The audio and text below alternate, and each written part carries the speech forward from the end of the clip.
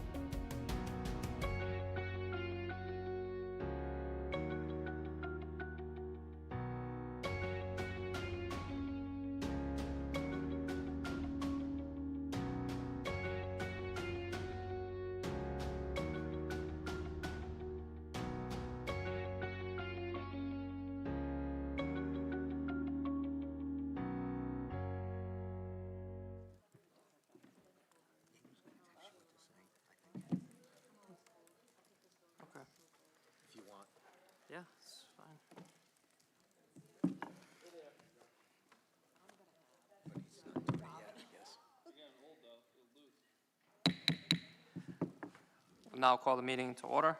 You stand for the Pledge of Allegiance and a moment of silence.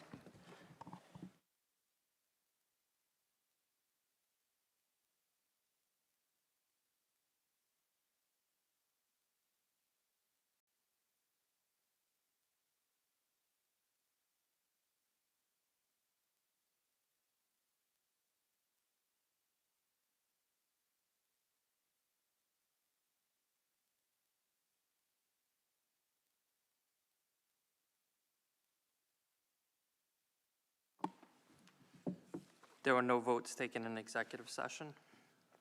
Entertain a motion to seal the executive minutes pursuant to applicable provisions of RIGL 42-46-4 and 5. I'll make a motion. I'll second. All those in favor signify by saying aye. Aye. Any opposed? The ayes have it. Next item.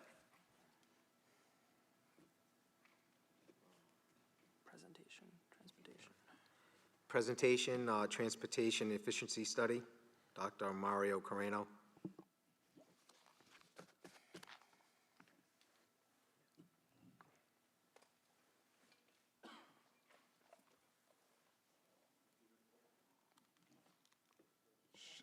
Test. Excellent. Thank you, Mr. Chairman, members of the school committee. Thank you for having me. Mario Carreno, Chief Operations Officer for RIDE, also a fellow school committee member for the town of Lincoln. So I sit in your seat in that town.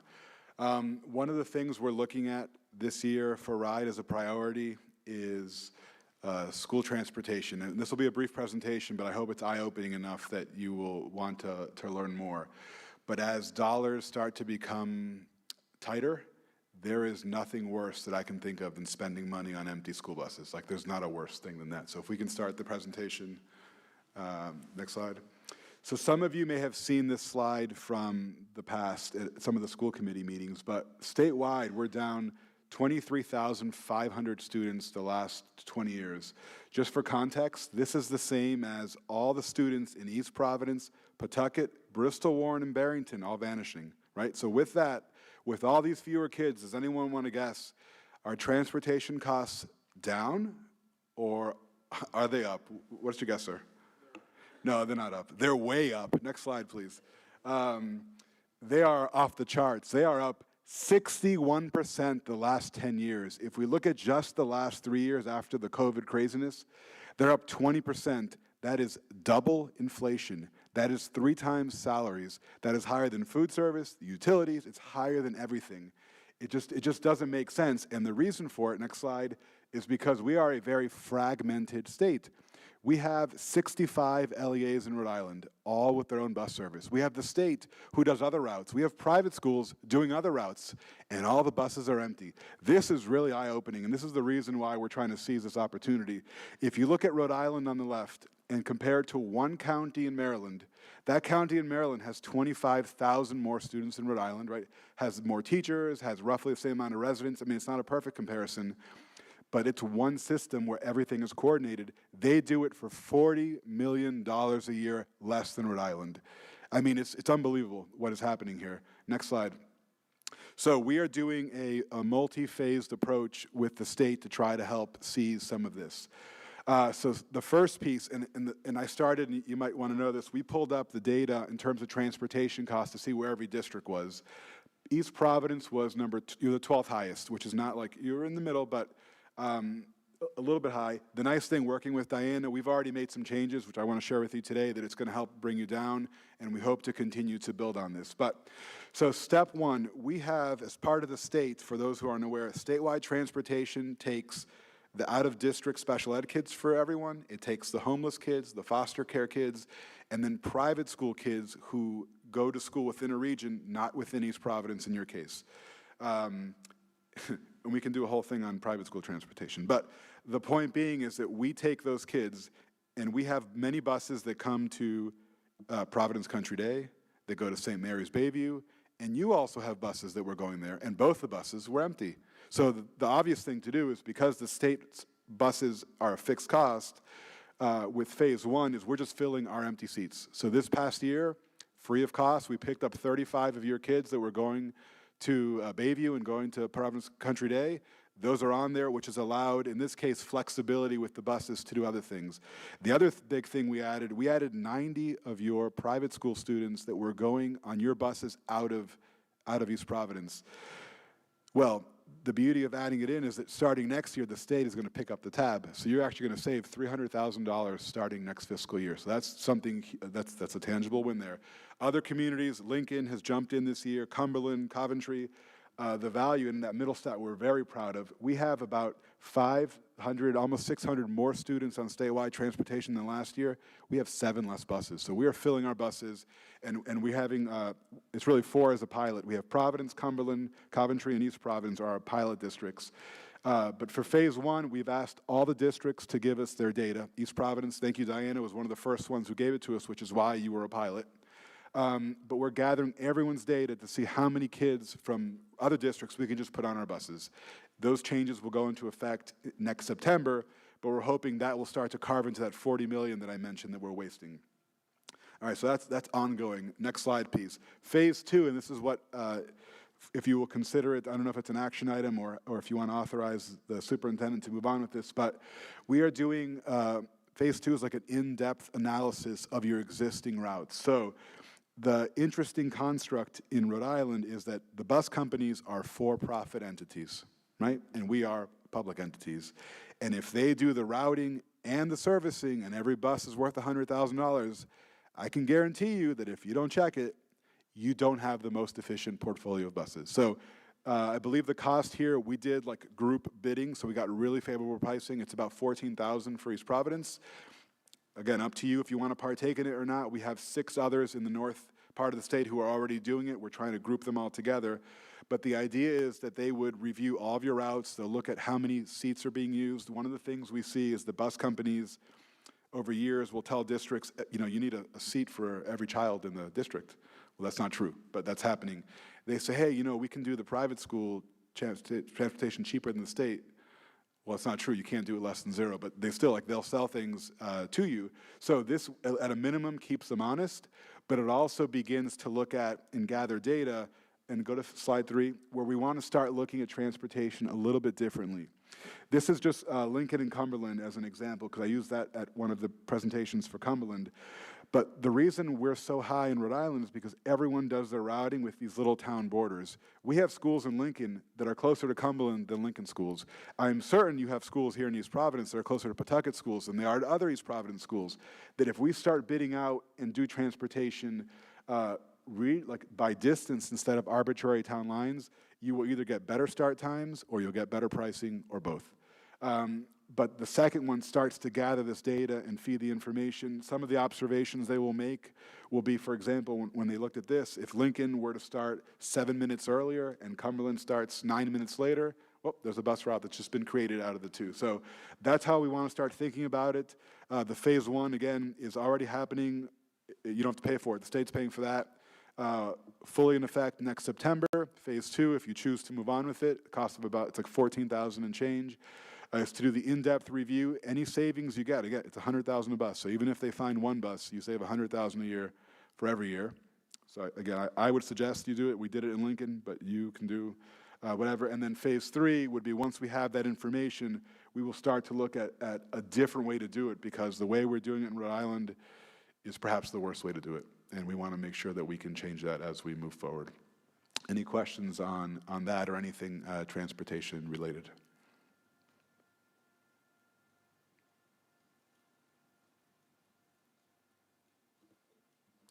Excellent. I like that.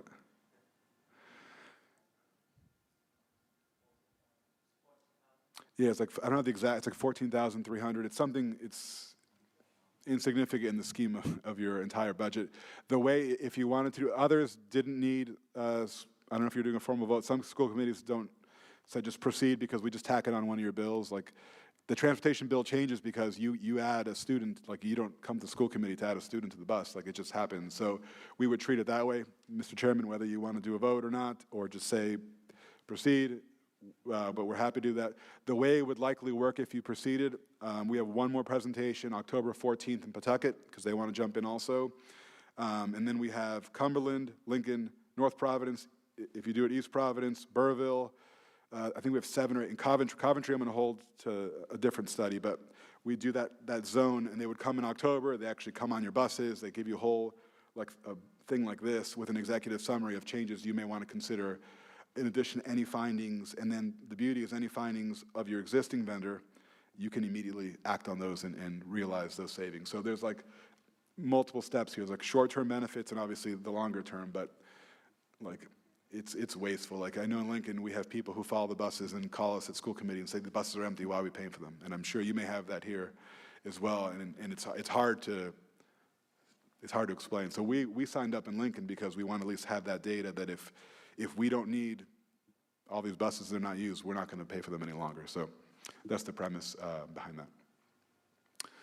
that. So with that, if you have any questions, you can email me, you can call me.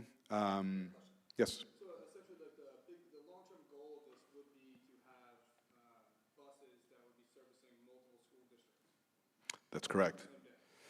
Mm-hmm. So you'd have like a Pawtucket bus would be picking up students in Pawtucket and East Providence simultaneously?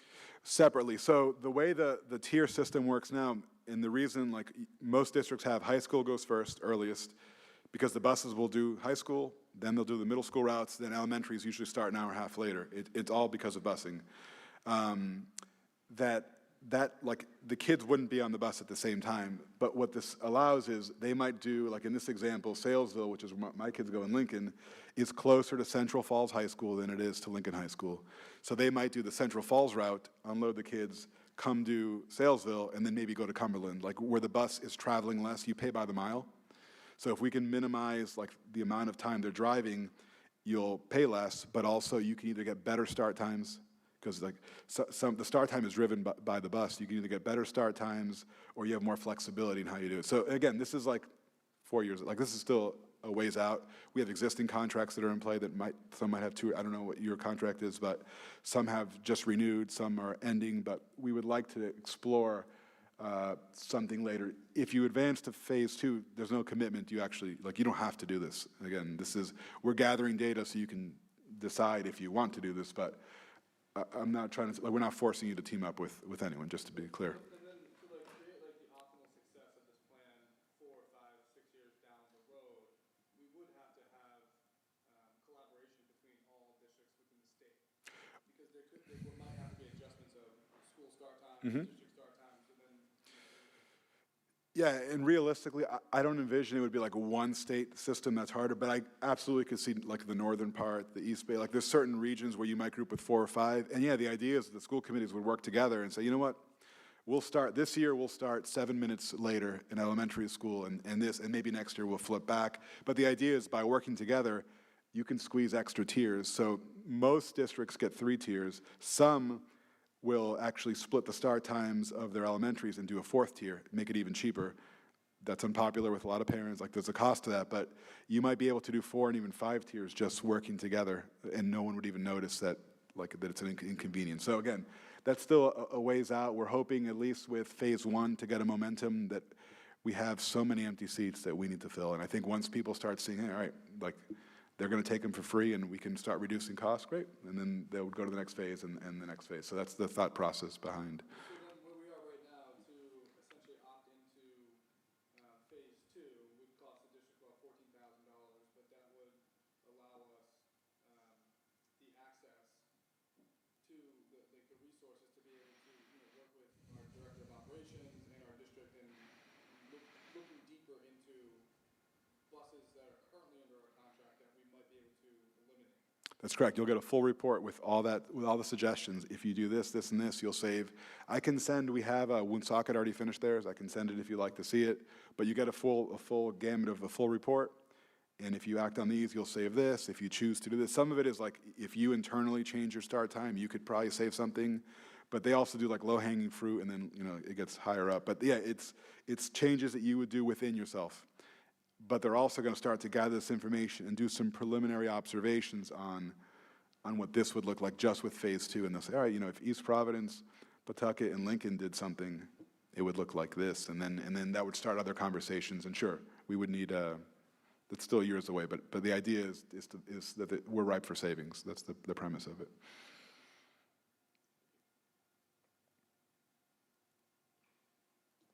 Okay. Thank you Good? for your time, I appreciate it. Thank you. Thank Excellent. you. Have a great evening. Thank you, Mario, for coming. My question is just to Diana, Oh, okay. if you don't mind.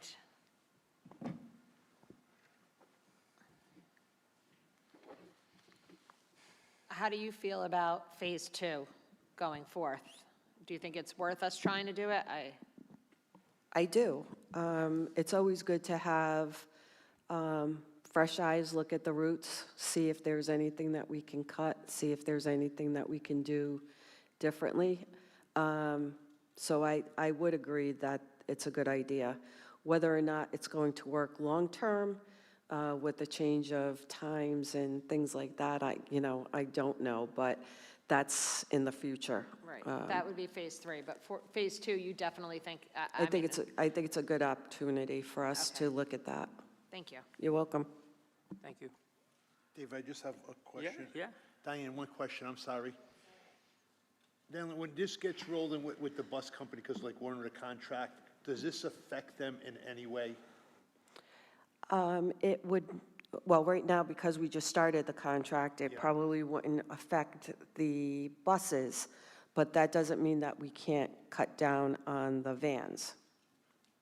That's so they would welcome something like this if we go, see, that's the question the Well, question I'm looking for is, we just did a 3-year contract with them. We did, but you also have to understand, they're in the market to make money.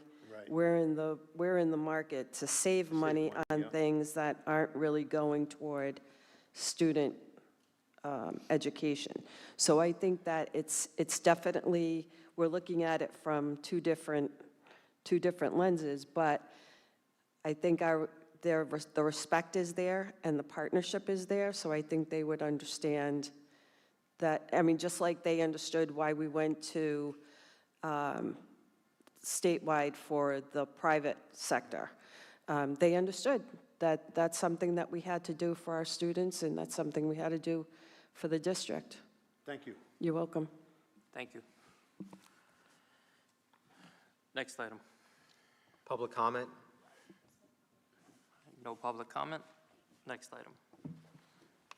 Discussion action items, stop arm camera update. Attorney Henyas.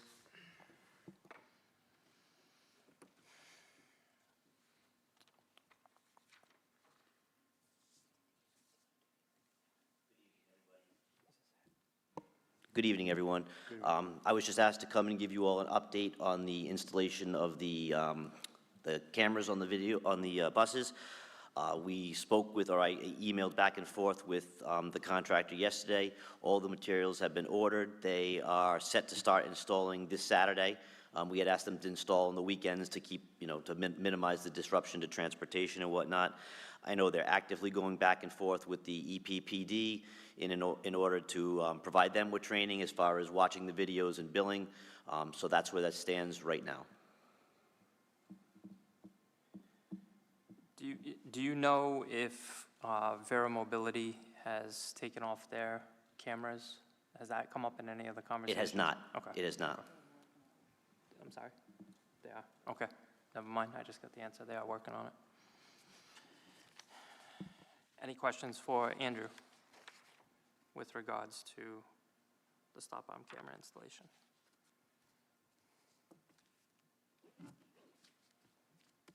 Hearing none. Thank you, Andrew. Appreciate it. Next item. Martin Middle School Maintenance Plan. Mr. Ferrara. Oh, yes, I just put this on there. I believe that the turnover date is just after Thanksgiving. They seem to be on track. So I'm just looking to see for the next meeting if we can get us a maintenance plan, mainly right now, a good maintenance plan for snow removal, what the plan's gonna be, because we got that temporary parking that's gonna be at the top of that big hill. And I just wanted to make sure that we got a good plan coming into play where we're gonna have to really maintain them long sidewalks going down that hill and stuff. And then I just wanna work forwards with this committee to make sure we get our hands on all the documents for all the maintenance on this new building coming up, because we still have issues getting information on this, I still call it the new high school. So I just wanted to put that on there to put you all on notice that that's the information we'll be looking for. And just to verify, everyone did get a copy of the snow removal blueprint that Yes, Danny had. yes. I had requested that, and Danny had sent it and forwarded it over. Quickly, if it's okay with the committee, I'll read, this is what also that Danny had sent, just handed to me now. Once the building is turned, maintenance plan asked for Martin Middle School. Once the building is turned over from Strummett Construction to the district, the first round of warranties will take place. The contractor has an obligation to a 1-year warranty period for anything in the building. Manufacturer's warranties on individual items will extend certain items further.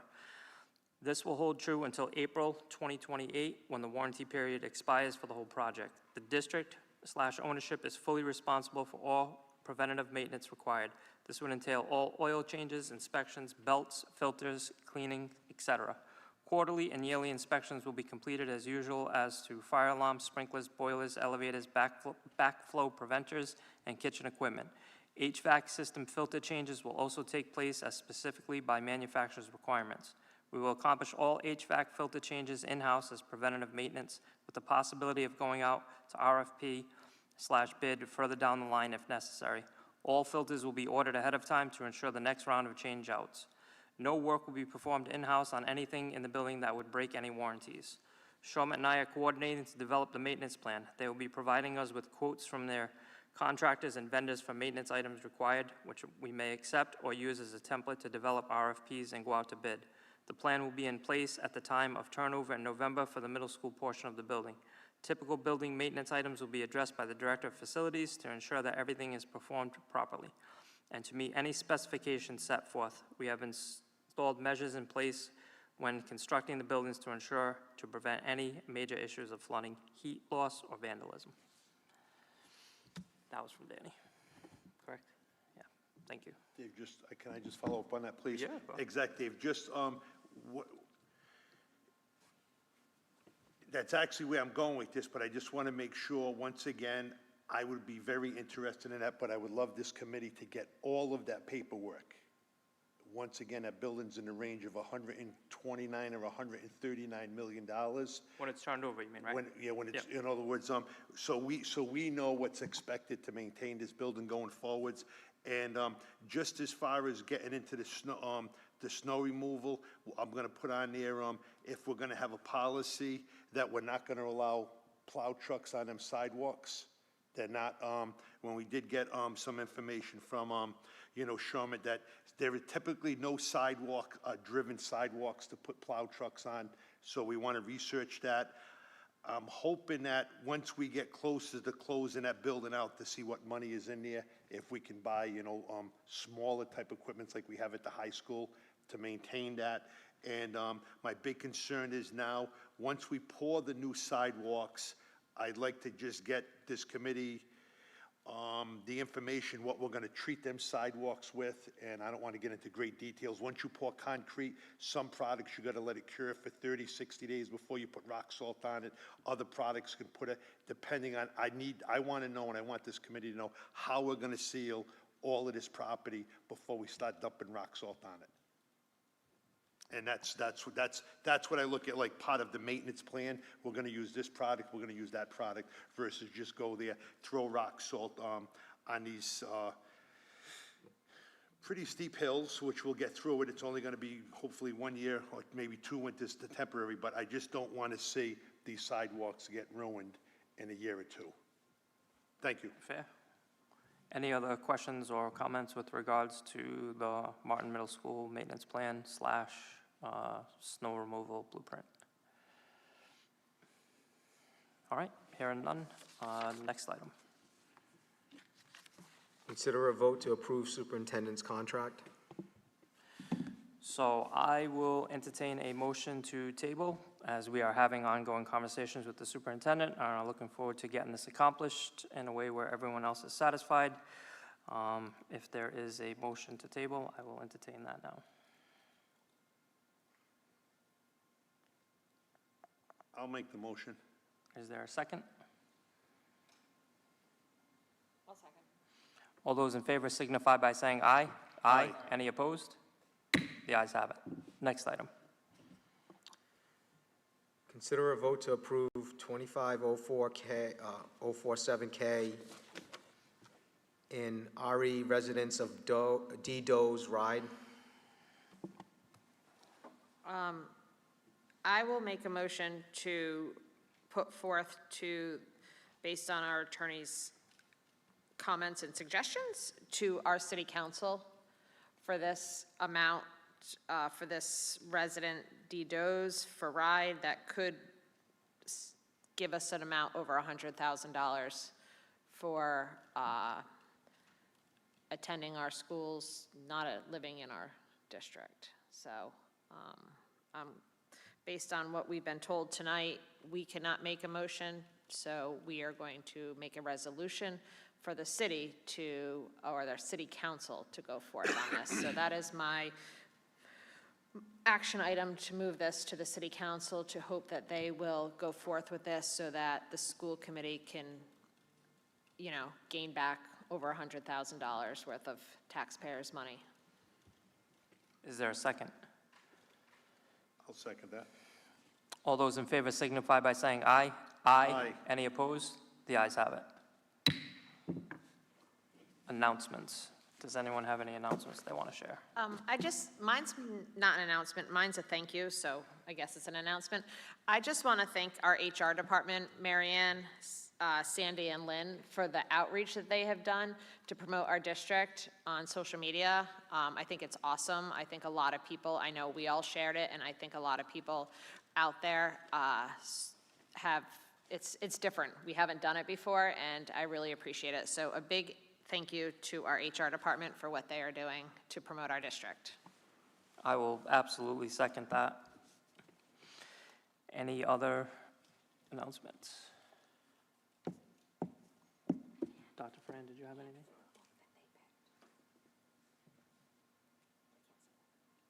Did you have anything? No? All right. Next item. Oh, it's adjournment, right? Yeah. I will entertain a motion to adjourn. I'll make a motion to adjourn. I second. All those in favor signify by saying aye.